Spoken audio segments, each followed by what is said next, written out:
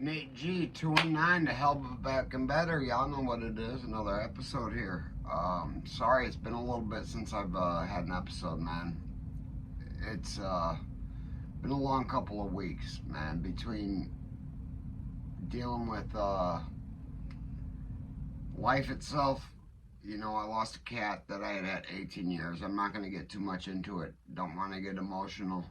But me as an only child, I detached myself to animals like they were my siblings, and my love for animals is more than that of humans. Believe that. Doesn't matter, dogs, cats, they're innocent. And luckily, my guy died of just being old, man. He was 18, 19. He lived a long, healthy life, and he let me know that he was good, wagging his tail, keeping his ears perked up, everything. But, you know, enough being said about that. You know, I'm going to respond first to a couple of questions. First of all, hit that like, hit that subscribe, man. Let's get me to 1,000 and then beyond. You know, hit that channel if you want. Donations would be loved.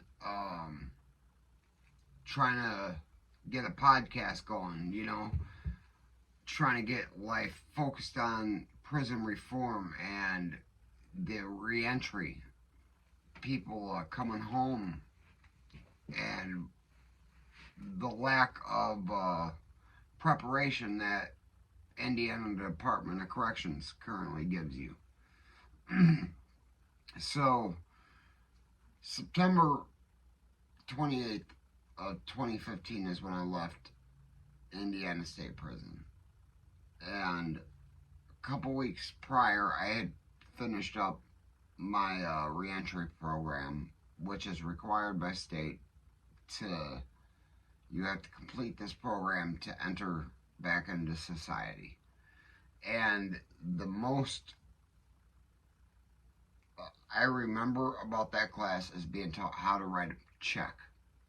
Now, I know probably roughly 90 to 95% of people these days that are living a legit life that have bank accounts still are not writing checks because of digital and all the technology and everything. Just checks are very rarely written. And that being said, that was the most out of that I remember out of that class. Therefore, they don't teach you enough. They don't ready you for what's about to come. The anxieties that you're about to experience, the things you're going to go through physically and mentally in the near future. So, that being said, you know, I know a lot of people that have re-entered society and have went right back into prison because they were not ready. Right here. I was one of them. I did go right back to prison. I'm not going to excuse myself because of what I had went through in the short period of time after getting out of prison. But I knew that I wasn't going to be able to complete 4 years of probation in the county that I was on probation in. I knew enough to know that it was better just to get it done and over with than to fight it because, you know, hell, I could probably still be going through the crap now today. And I'm not free and clear. So, that's a huge relief. But, you know, there was a few people I had met that in my last prison, Plainfield, IYC, and their reentry, which was much more intricate and much more thorough than Indiana State Prison. This was end of 2017, beginning of 2018. I'll tell you one thing, they didn't prepare anybody for much of anything except how to sign up for an Ivy Tech program. They taught you how to sign up to get in debt, is what they taught you. Because so many people that come out of prison, we don't qualify for food stamps. We don't qualify for a lot of things. Like, I am allowed one emergency surplus of food stamps because I was caught selling a $20 bag of drugs because of an addiction. So, say you do get home. Say you get an early release on a program that is designed to help acclimate you to society, reacclimate you to society. In my county, they put you through something called reentry court. And it's the same thing as our county's drug court. But in drug court, if you complete that, you get your felony knocked off your record. There's a reason they tell you they don't want you to date certain girls at all until you get your mind right. But when you get out of prison as a man, the first thing you're thinking about is women. And, man, they say no women. You can't be friends with women unless we approve them. Yada yada this, yada yada that. But then you go to drug counseling classes, and there's women everywhere. There's women that are doing the right thing and trying the right thing, but there are also just as many women trying to do the wrong thing as there is guys. If that makes any sense, you know, they're going to a place to show other people that they're trying to get better, but in the long run, in the meantime, they're just on BS the whole entire time that they're in this program.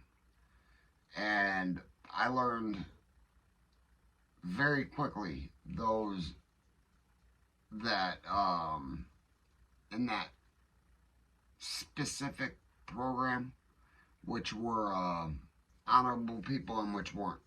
Out of 30 of them, every one of them, I'm using a rough estimate, 30 maybe to 40 people said they will be there at my mother's funeral. You know how many showed up? One. And there's not a day that goes by, Terry, I don't thank you for that. You were the only guy that showed up, and that showed me how much they cared about themselves and only themselves, that it turned me off of going to AA or the NA meetings. And one of them had made up some horrible lies. He was supposed to be my sponsor. They tried to make this guy my sponsor, like he had to be my sponsor, and made it sound like I was going to get in trouble if I didn't let him be my sponsor. And found out that the story he told me was nothing but BS and lies. And it just it was a lot of fakeness, man. So a couple months after I came home from the maximum security prison, my head not being anywhere near right, losing my mother, and I wasn't ready for these streets. I wasn't ready for the reality that nobody wants to hire me because, especially while I'm on this program, because I can get a phone call and have to go take a drug test Monday through Friday. And if I don't show up, I'm going to go spend at least a weekend in jail, a couple days. They showed me that real quick. They just, Porter County especially, that's the county I'm out of. That's the Porter County I went to prison out of. Like I said, I got 10 years for selling a $20 bag of heroin. I had a comment read that somebody got caught selling or got caught with some ounces, or an ounce, a couple ounces of black tar heroin. And did some months. I mean, that's a problem. I understand that every state has their different rules and different laws, but a $20 bag of heroin when you're being you're being followed, so they know you're middlemaning a transaction. I drove from one county to the next and back. Which, by the way, them cops broke all sorts of laws because I had to have been doing 100 down the freeway the whole time, and they managed to follow me. Paperwork says I walked into an unknown building, walked out, and then drove to the spot where a gentleman named Miguel Ramirez, who claims he's the Latin King, was wearing a watch that had a camera in it. He said, "Look what my wife got me." During that whole transaction, 17 and a half minutes of video, I was in it for less than a full second. Had I known more about the law, things would have been a little different. But anyways, we're back to that re-entry. And it's set up for failure. There's nobody there to help you. And myself, we're trying to get things set up to where maybe we got a couple halfway houses for those ready to come home, that need to come home. My boy Cletus, we're fighting like hell to get him just some sort of acknowledgement. He's been shipped to a new prison, which is a prominently sex offender prison. And you guys know what he's in prison for. I've told you. It's killing somebody for being a child molest, kitty fiddler, whatever. I don't want to get edited. So I gotta watch what I say. But so they put him in a prison where 95 to 199% is prominently SOs. Come on, that's just a sick situation. So when it comes to the reentry, how's he gonna adjust to coming home when he's surrounded by the filth that should never be let allowed, unless they're let out to that damn housing place in Florida that I think the entire country's taxpayers' money should pay to build a wall around. Keep them all in there.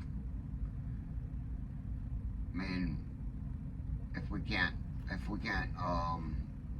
deal with them when they get out of prison and make them vanish, at least put them behind a wall so we can't see them.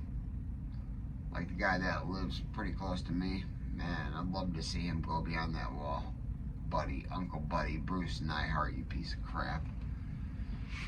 Still never understand that one. But anyways, guys, sorry about the rant.